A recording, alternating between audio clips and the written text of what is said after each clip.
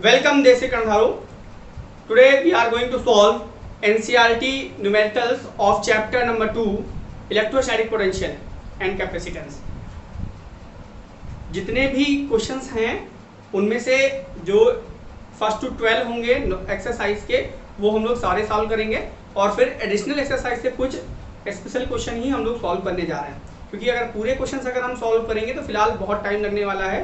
ठीक है, इसलिए बिल्कुल आराम से कुछ अच्छे क्वेश्चन जो हैं सिलेक्ट करके सॉल्व करने जा रहे हैं। ठीक है, तो सबसे पहले स्ट्रेटेजी क्या होगी हमारी, लास्ट चैप्टर में भी स्ट्रेटेजी बता चुका हूँ, फिर वही स्ट्रेटेजी है। एसपीजी स्ट्रेटेजी को बार बार मैं रिपीट करता हूँ। एसपीजी का मतलब क्या होता है, setting putting and getting. Setting putting getting strategy को दिमाग में रखिए, मतलब पहले गिवन वैल्यूज को लिखिए, फिर उसके बाद उसको पुट करिए, जो फॉर्मूला है उसके बाद आपको आंसर मिल जाएगा। ठीक है, तो इस स्ट्रेटेजी पे ही फोकस करने जा रहे हैं और न्यूमेरिकल लगाने का बहुत इजी तरीका है। और ये मान के चलिए क्लास 12 में जितने भी न्यूमेरिकल हैं 11 से बहुत ज़्यादा इजी एक्सरसाइजेस हैं। ठीक है, तो इसके लिए आपको सिर्फ इतना ध्यान रखना है कि you should learn all the formulas and then you will be able to solve all the questions. There will be no problem in solving any question.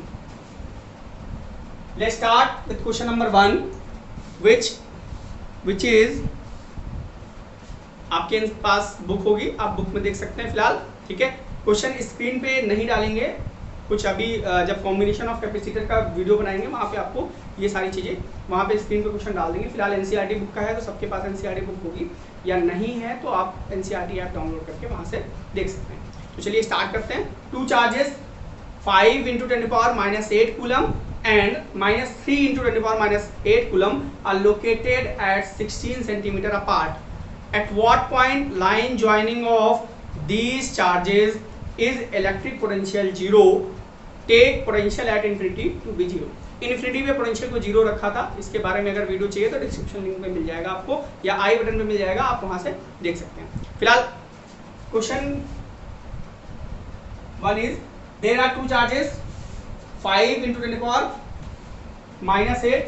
पहले वैल्यूज लिख लेते हैं। Q1 is 5 × 10⁻⁸ coulomb and Q2 is -3 × 10⁻⁸ coulomb, which are located at 16 cm apart. R is given 16 cm. You will have to convert these values in MKS system. 1 cm is equal to 1/100 meter, that is 10⁻⁻2 meter. Then 16 cm will be 16 × 10⁻⁻2 meter. Now, at what point on the line joining these two charges? Suppose this is Q1 and this is Q2, and distance between these charges is R. Clear? You have to find potential. You have to point the point where potential will be 0. Suppose this point is A, this point is B, and the point where potential is 0 is P. Infinity पे potential को 0 लेना है, इसलिए कोई problem नहीं होगी। देखिए अब थोड़ा सा और बड़ा फिगर बनाते हैं, आपको दिख नहीं रहा होगा। Q1 और ये P. This is A, this is B. Distance between A and B is given. This is R. Suppose distance of point P from charge Q1 will be x. ठीक है, यहाँ पे आपको ये चीज लिखनी पड़ेगी, थ्योरी नहीं लिखते हैं आप लोग, बड़ी गलती करते हैं। Suppose distance of point P from x, ठीक है, sorry, distance of point P from A is x। ठीक है, ये सपोज कर लेंगे, तो जो सब बचा हुआ है वो कितना होगा, 16 - x और इंटू 10⁻²। ठीक है, x सेंटीमीटर में कंसीडर करते हैं। ठीक है, अब देखिए आपको बताना है where total potential will be 0। Potential is a scalar quantity, तो किसी पॉइंट पे जो पोटेंशियल मिलता है वो क्या होता है, it is the algebraic sum of the potential of individual charges. तो इसकी वजह से पोटेंशियल यहाँ पे कैलकुलेट करिए, इस चार्ज की वजह से पोटेंशियल यहाँ पे कैलकुलेट करिए, दोनों का जो अलजेब्रिक सम हो उसको 0 के इक्वल पुट करिए, आपको आंसर मिल जाएगा। चलिए, पोटेंशियल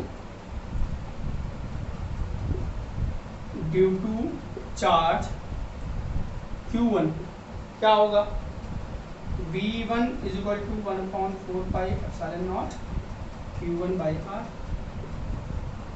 ठीक है, वैल्यूज पुट करिए। V1 is equal to 9 into 10 power 9, Q1 will be 5 into 10 power minus 8 and R will be 16 और R1 यहाँ R1 होगा, R1 will be x, centimetre में है तो उसको मीटर में बदलेंगे तो क्या होगा x into 10 power minus 2 metre. ठीक है, it is V1। Now similarly potential due to point charge Q2 की वजह से क्या हो जाएगा 9 इंटू 10 पावर 9, मैं सीधे लिखने जा रहा हूँ, और Q2 is -3 into 10 power minus 8 और अपॉन R2 क्या होगा 16 minus x into 10 power minus 2। अभी यहाँ पे प्रॉब्लम आ रही होगी, हमने यहाँ 1 सेंटीमीटर कंसीडर किया इसलिए यहाँ पे हमने x into 10 power minus 2 metre लिखा।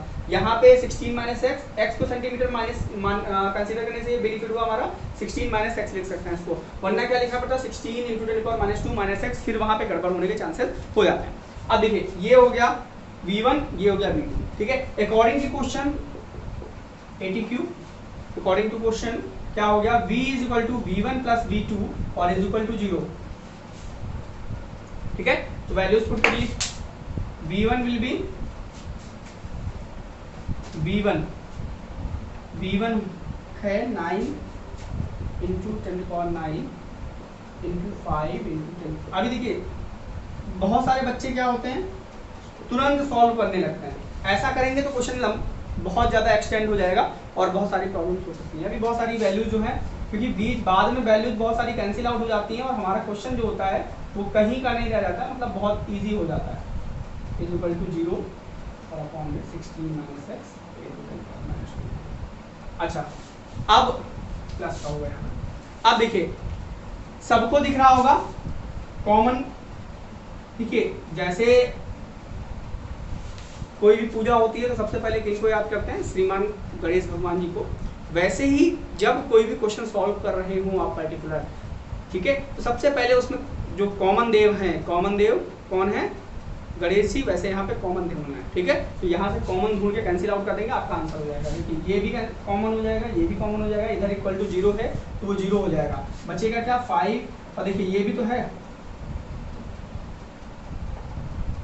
तो क्या बचेगा 5 बाई एक्स, इधर बचेगा माइनस का 3 by 16 minus x is equal to 0। अब ये अलजेब्रा आपको आती है सॉल्व करना।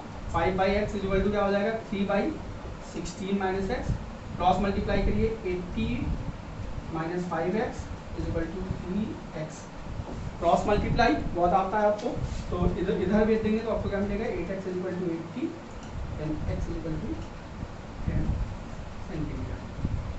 आंसर आ गया आपका 10 centimetre. That is the point P will be 10 centimetre from the charge 5 into 10 power minus 8 coulomb. ठीक है, तो ये आपका आंसर हो गया फर्स्ट क्वेश्चन का। ठीक है, अब चलिए सेकंड क्वेश्चन देखते हैं। थोड़ा सा मैंने सॉल्व करने के लिए लंबा कर दिया, वरना इस क्वेश्चन में कोई बहुत ज्यादा दम नहीं था। अभी कुछ क्वेश्चन हम सॉल्व करेंगे, ठीक है, उसके बाद आप जो है इसको देख।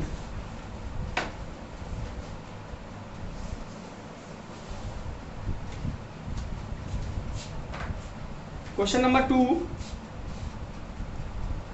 A regular hexagon. Hexagon means इसमें कितनी साइड्स हो 6। ठीक है, हेक्सा मतलब 6। ठीक है, side of 10 centimetre has a charge 5 microcoulomb at each of its corner vertices. ठीक है, calculate the potential at the centre of the hexagon. ठीक है, यहाँ पे सबसे बड़ी मेहनत जो होने वाली है वो डिस्टेंस निकालने की होगी।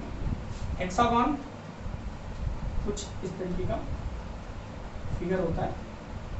अभी आप लोग 12th में आ गए हैं तो बेंजीन रिंग पढ़ लिया होगा, बेंजीन रिंग हेक्सागन ही होता है। ठीक है, तो बेंजीन रिंग नहीं बनाना है। यहाँ पे 5 कूलम का माइक्रोकूलम का चार्ज है, यहाँ पे 5 माइक्रोकूलम का है, 5 माइक्रोकूलम का चार्ज है, 5 माइक्रोकूलम का चार्ज है, 5 माइक्रोकूलम का चार्ज है और 5 माइक्रोकूलम का चार्ज है।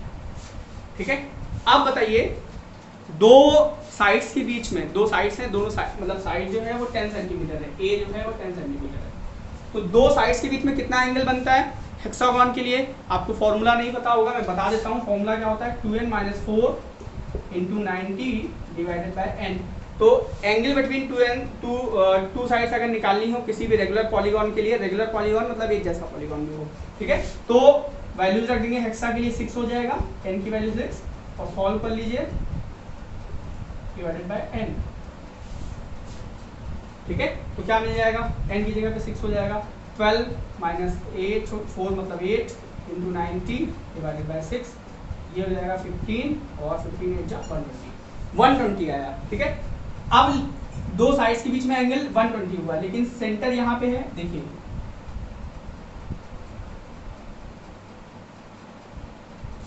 ऐसे बनेंगे सारे पॉइंट्स से ऐसे, ये मिला दिया, ये मिला दिया, ये मिला दिया, ये और ये देखिए सारे डिस्टेंसेस हो गए, इसको O कह दीजिए और इसको ABCD आप नाम दे दीजिए,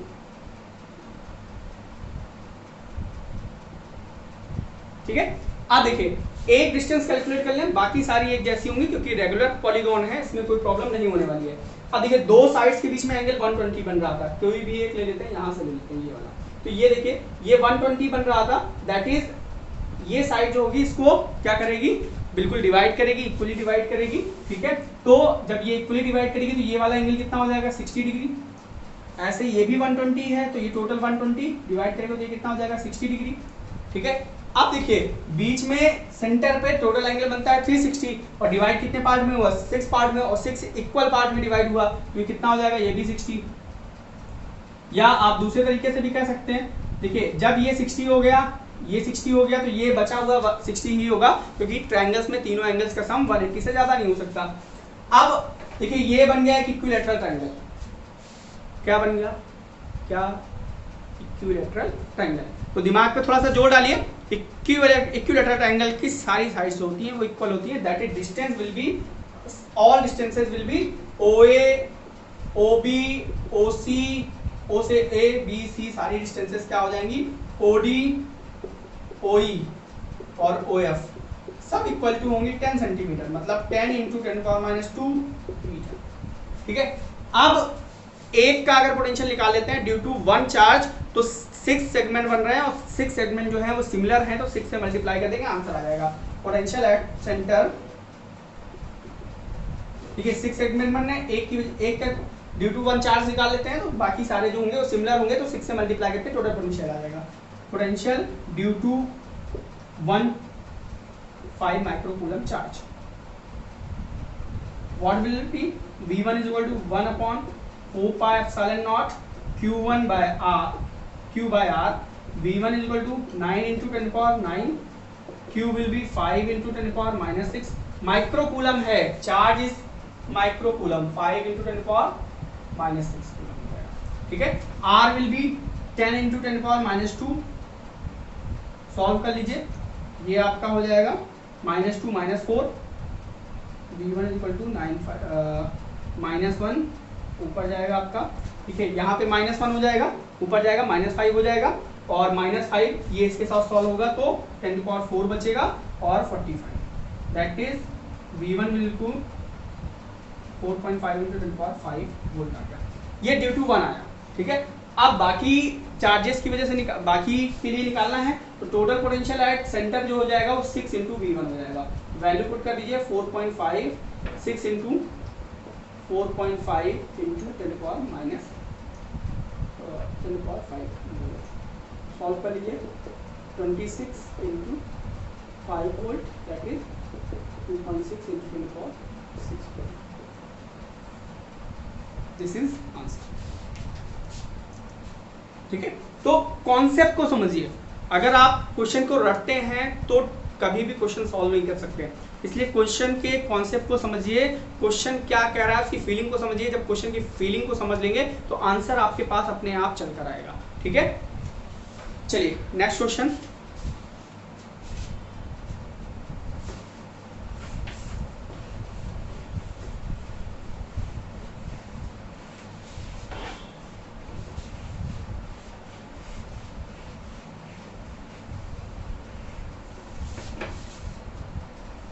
two charges, 2 microcoulomb and -2 microcoulomb are placed at a at point A and B 6 centimeter apart. Identify equipotential surface of the system. B what is the direction of electric field at every point on its surface. देखिए अब एक चीज़ आपको ध्यान रखनी है, जितने भी question हम बता रहे हैं उनका जो कॉन्सेप्ट है उसको बड़े आसानी से समझिएगा, क्योंकि आप कहीं पे भी सोल्यूशन देखते हैं, किसी बुक में देखते हैं या कहीं किसी वेबसाइट पे देखते हैं, तो आपको सीधे आंसर मिल जाते हैं कहीं कहीं कुछ चीज़ों का, तो कॉन्सेप्ट बेस क्लियर नहीं होता है। हम यहाँ पे कॉन्सेप्ट को बिल्डअप करने की कोशिश कर रहे हैं, इसलिए जरूर ध्यान से देखिए। फिलहाल question number 3, 2 charges, first one is 2 microcoulomb and second is -2 microcoulomb, point A and B 6 centimetre apart, distance between them is 6 centimetre. Figure जरूर बनाइए आप, फिगर नहीं बनाते हैं बच्चे, ये बहुत सारी गड़बड़ी होती है, ठीक है। You must draw a figure of any question. Now what is electric field, sorry, identify N equipotential surface of the system. Equipotential surface को आइडेंटिफाई करना है, ठीक है।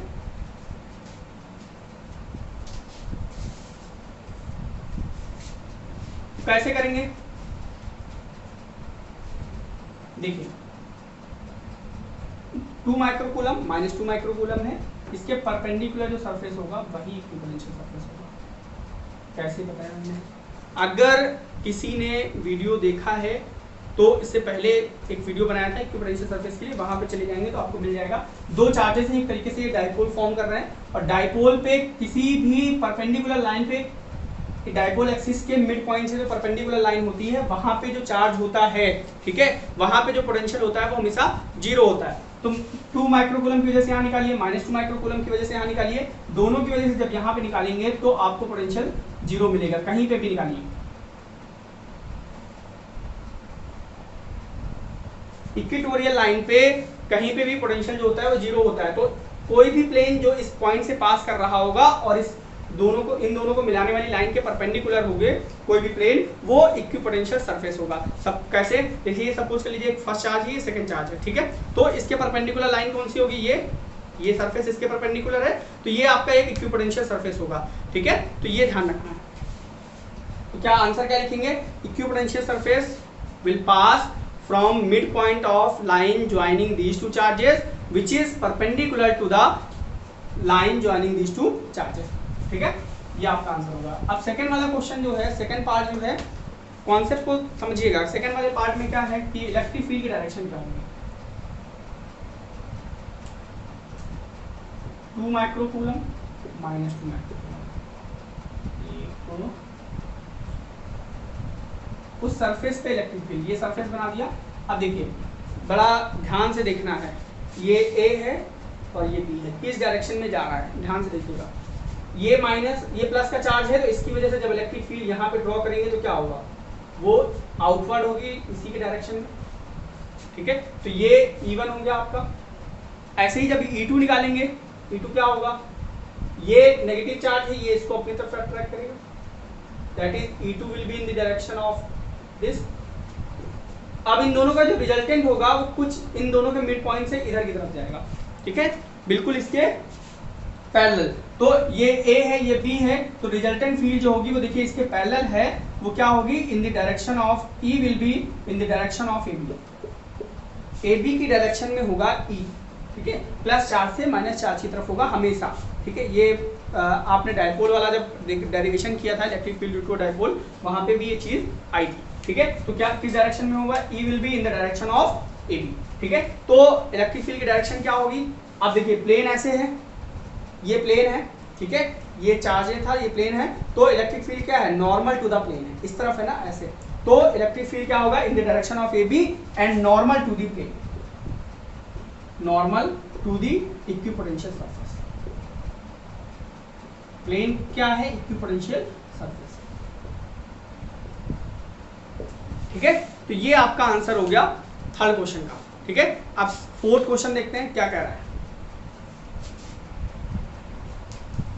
Fourth question is saying a spherical conductor of radius 12 cm has a charge of 1.6 into 10⁻⁷ coulomb distributed uniformly in on its surface, surface पे charge फैला हुआ है। Spherical conductor ध्यान से समझिएगा, spherical conductor. What is electric field? Electric field का आ गया question, ये पिछले चैप्टर का है बट यहाँ पे दिया हुआ है एनसीईआरटी बुक में, कोई बात नहीं, सॉल्व कर लेते हैं।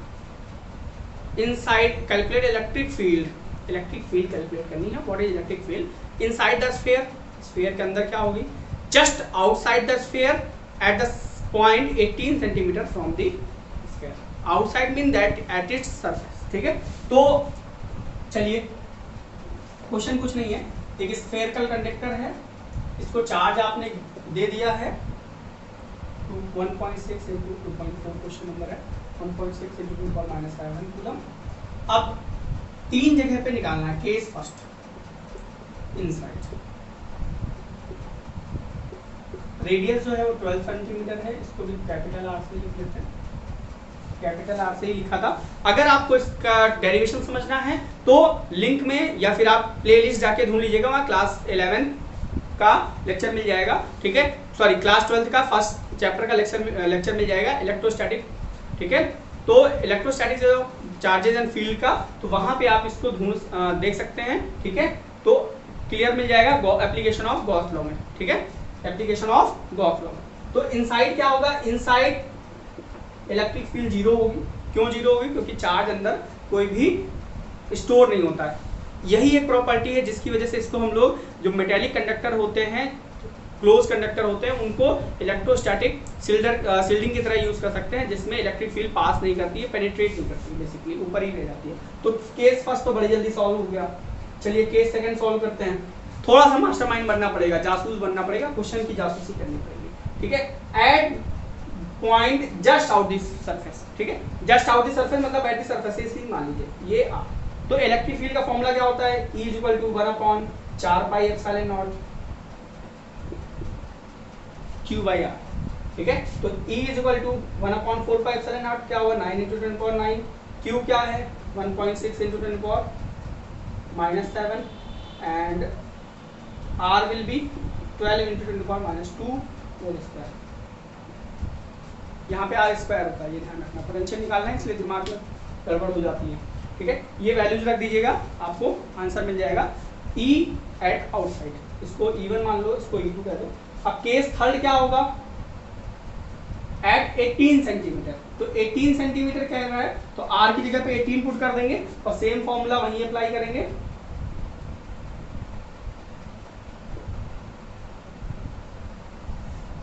ठीक है, और आपको आंसर मिल जाएगा। यहाँ पे सारी वैल्यूज वही हैं, 18 सेंटीमीटर वैल्यू पुट कर देनी है, आपको आंसर मिल जाएगा, ठीक है। तो इतने में कोई प्रॉब्लम नहीं हुई होगी। अब पोटेंशियल से थोड़ा सा ऊपर बढ़ते हैं और अब कैपेसिटर की तरफ बढ़ गए हम लोग। कैपेसिटर से रिलेटेड क्वेश्चन आए हैं, अभी पोटेंशियल और पोटेंशियल एनर्जी के क्वेश्चन हमको एडिशनल एक्सरसाइज में मिलेंगे, वहाँ से हम लोग कुछ क्वेश्चन, ठीक है, उसको देखते हैं।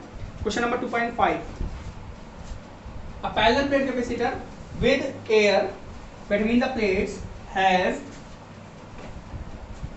a capacitance of 8 picofarad. 1 picofarad is equal to the 10⁻⁻12 farad.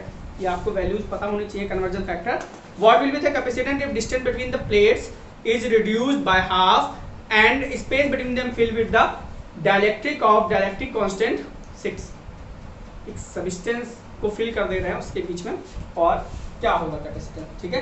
तो कैपेसिटेंस जो C है 2.5, C is given 2.8 picofarad, that is C is equal to 8 × 10⁻12 farad. अभी इसकी जरूरत नहीं पड़ेगी, फिर रख लेते हैं। तो पैरेलल प्लेट कैपेसिटर के कैपेसिटेंस का फॉर्मूला क्या होता है? Capacitance of parallel plate capacitor is given by capacitance of parallel plate capacitor.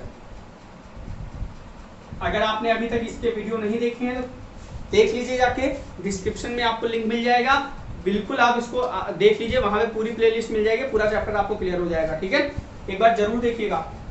तो क्या मिलेगा? C = A∈0/G, ठीक है। डायलेक्ट्रिक फील्ड हो तो K, और डायलेक्ट्रिक नहीं है इसलिए this is Y। Now question is saying that you have to reduce the distance between the plate by half, ठीक है। तो बाय हाफ रिड्यूस कर रहे हैं, that is capacitance of capacitor after reducing distance between plate.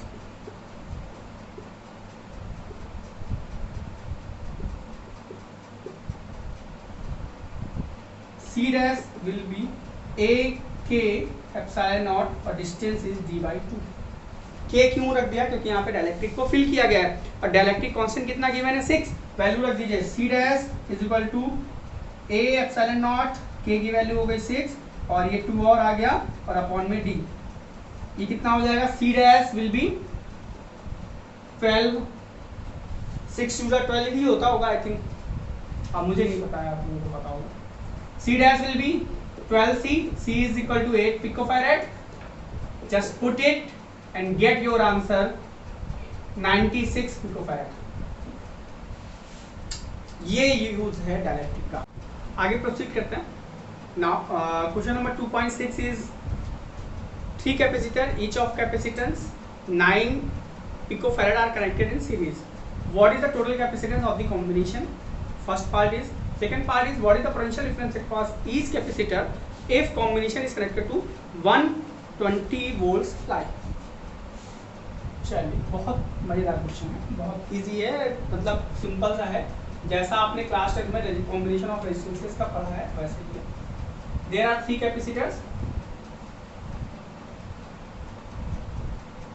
which are connected in series with 120 volt supply. 120 volt supply. ये इसी से लगा दिया मैंने, वैसे ही लगाना चाहता हूँ, ठीक है। C1, C2, C3, ठीक है। There are 3 capacitors C1, C2, C3 and all are equal, तो क्या मिल जाएगा आपको? कितना है? Each capacity 9 picofarad।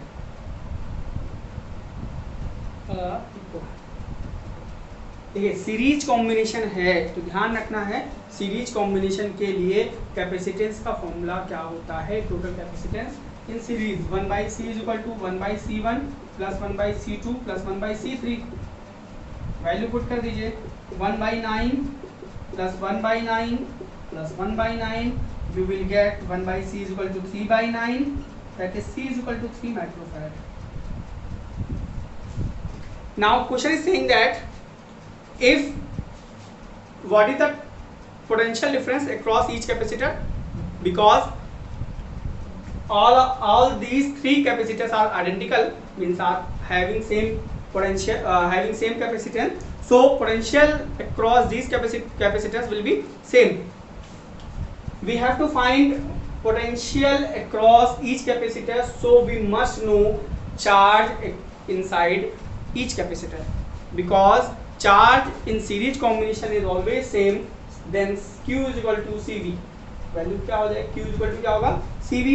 तो Q टोटल कैपेसिटेंस आपका आया 3 × 10⁻⁻6। V कितना आया?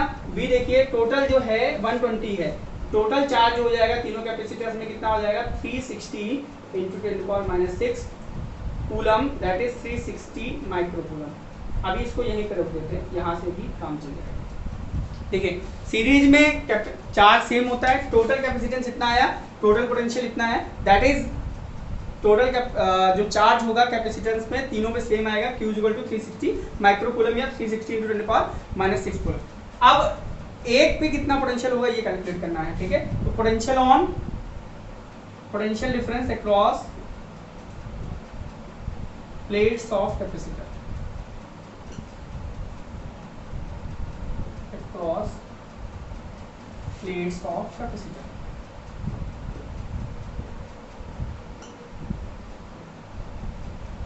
what will be? Then V is equal to Q/C, ठीक है। तो V कितना होगा?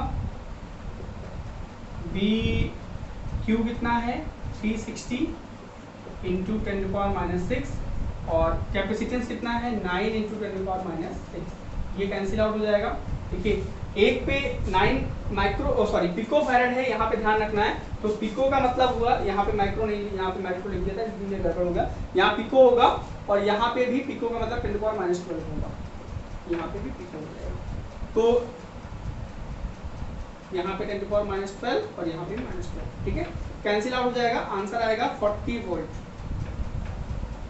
That is potential difference across each capacitors will be 40 volt, मतलब सब तीनों के क्रॉस जो होगा 40 वोल्ट का ही होगा। अब देखिए 120 वोल्ट का है टोटल, तो यहाँ से क्या रिजल्ट मिल रहा है, ऑब्जर्वेशन भी जरूरी है, ठीक है। तीनों कैपेसिटर्स अगर आइडेंटिकल हैं तो जो पोटेंशियल होगा वो इक्वली डिवाइड होगा, तो 120 था, 3 पार्ट में इक्वली डिवाइड किया तो कितना मिला 40, ठीक है। नाउ क्वेश्चन नंबर 2.7 इज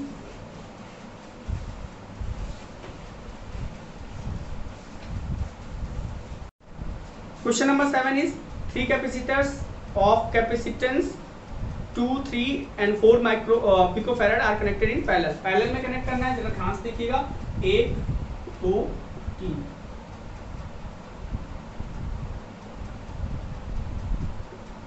2 पिकोफैरड, 3 पिकोफैरड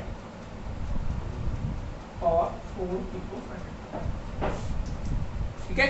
तो टोटल कैपेसिटेंस क्या होगा, C is equal to C1 plus C2 plus C3, ठीक है। तो पैरेलल में कनेक्ट किए गए हैं, तो पैरेलल के लिए जो फॉर्मूला लगता है वो ये लगता है कैपेसिटेंस के केस में, C equal to C1 plus C2 plus C3। तो टोटल कैपेसिटेंस कितना हो जाएगा, 2 plus 3 plus 4 that is 9 picofarad. Now next part is determine the charge on each capacitor of combination is connected to 100 volt supply। 100 volt supply से इसको connect कर दिया, तो 100 volt supply से कनेक्ट किया, that is potential will B same across each capacitor because these capacitors are connected in parallel combination। Parallel में potential same होता है, तो charge across first capacitor will be Q1 will B C1V and Q2 is equal to C2V and Q3 is equal to C3V, ठीक है। एक मैं calculate कर देता हूँ, बाकी आप कर लेंगे। Q1 is equal to C1, C1 is 2 into 10⁻12 और 100 से कनेक्ट किया, ठीक है, तो 100 वोल्ट है V, तो टोटल Q1 क्या हो जाएगा आपका 200 into 10⁻12, इसको पिको कूलम लिख सकते हैं ऐसे ही Q2 भी कैलकुलेट होगा और Q3 भी और Q4 भी, ठीक है। ये सारे क्वेश्चन एक जैसे ही हैं, कोई प्रॉब्लम नहीं होगी, ठीक है। अब नेक्स्ट क्वेश्चन इज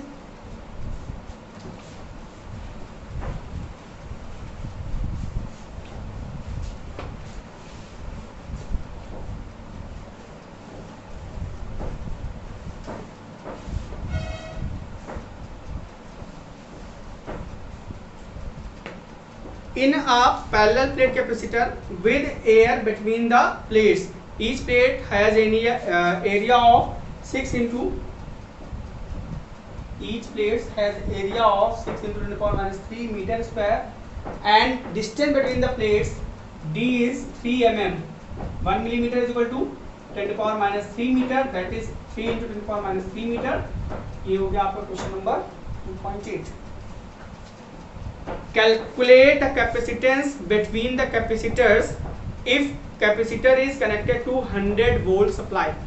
आपको तो पहले कैपेसिटेंस कैलकुलेट करना है और वोल्ट से कोई मतलब नहीं है हमारा, 100 वोल्ट, ठीक है।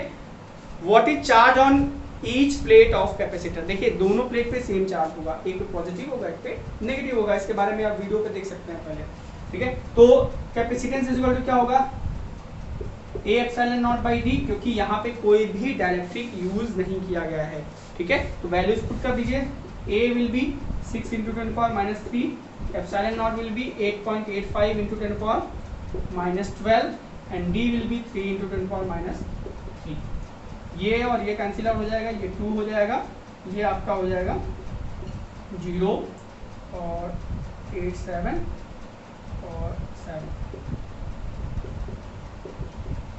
फैरेड। पिको है इसलिए 10⁻12 हो जाएगा सीधे सीधे पिको फैरेड, -12 है इसलिए पिको फैरेड, ठीक है। कैपिटल F लिखना है, ध्यान रखिए। कह रहा what is charge on each capacitor each plate, तो Q इज इक्वल टू क्या हो जाएगा CV, वैल्यू रख दीजिएगा, आपको आंसर मिल जाएगा, ठीक है। तो बहुत इजी क्वेश्चन है, बहुत ज़्यादा टिपिकल नहीं है, मैंने पहले ही आपको कहा था कि सारे क्वेश्चन जो होंगे बहुत ईजिली आपके सॉल्व होने वाले हैं, ठीक है। चलिए नेक्स्ट क्वेश्चन देखते हैं।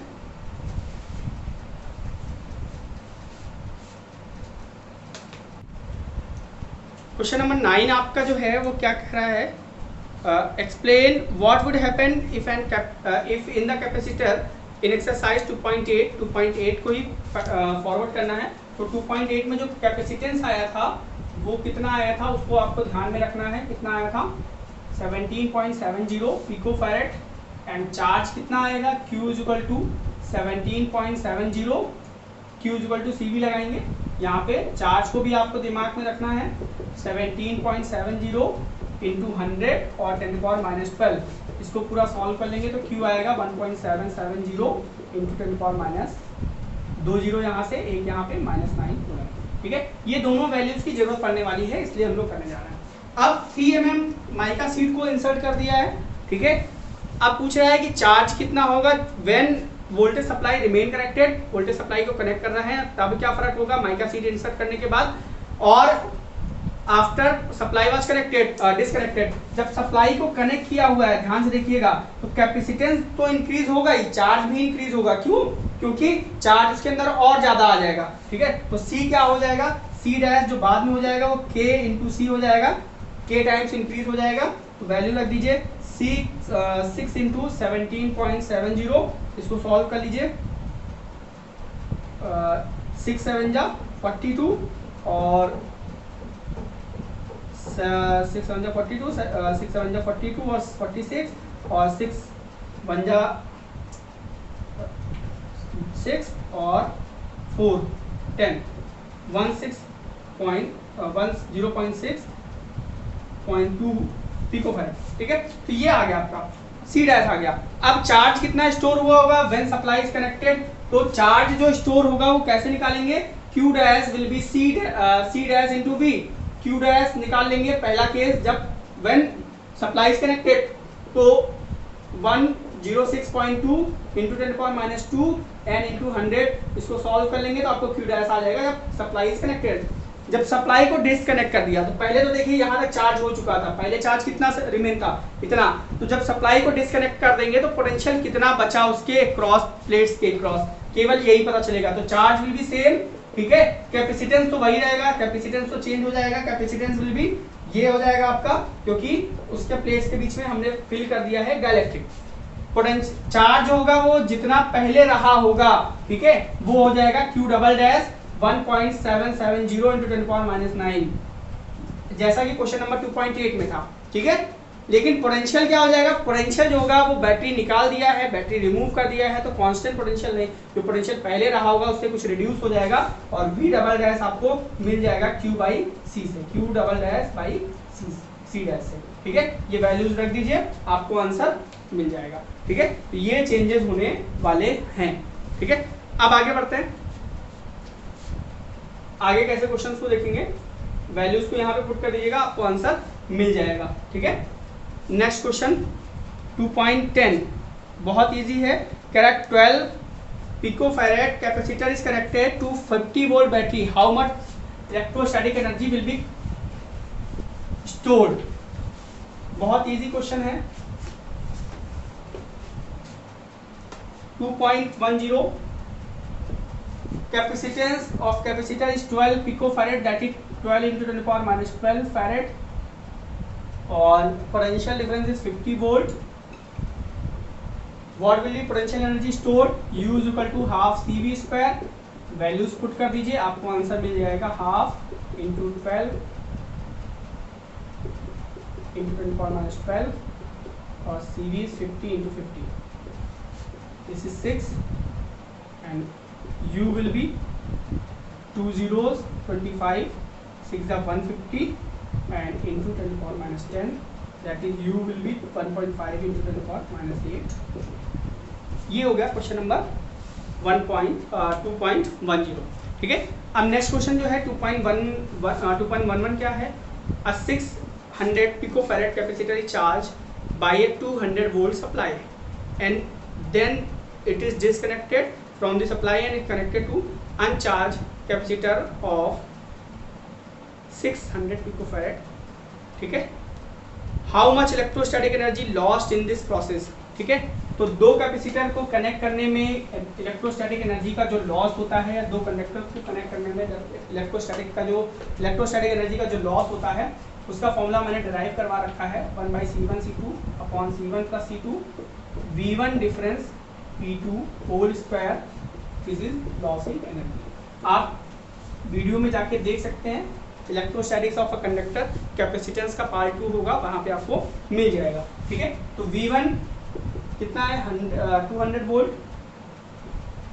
C1 जो है आपका है 600 picofarad, that is 600 × 10⁻12 farad, and V2 is 0 अनचार्ज है, मतलब उसको कहीं से कनेक्ट नहीं किया गया है, और C2 जो है वो है 600 × 10⁻12 फैरेड। ठीक है, सारी वैल्यूज उठा के आप इसमें पुट कर दीजिए, आपको आंसर मिल जाएगा। ठीक है, ये थे कुछ क्वेश्चंस एक्सरसाइज के। अब एडिशनल एक्सरसाइज के क्वेश्चंस के लिए नेक्स्ट वीडियो देखिएगा आप, वहां पे आपको कुछ इंपॉर्टेंट क्वेश्चन जो होंगे वो एडिशनल एक्सरसाइज के मिल जाएंगे। उसके साथ में एक वीडियो और मिलेगा आपको, जहां पे डिफरेंट कॉम्बिनेशंस जो हैं कैपेसिटर्स के वो देखने को मिलेंगे। ठीक है, जिसका लिंक आपको डिस्क्रिप्शन में या आई बटन पे मिल जाएगा। Thank you.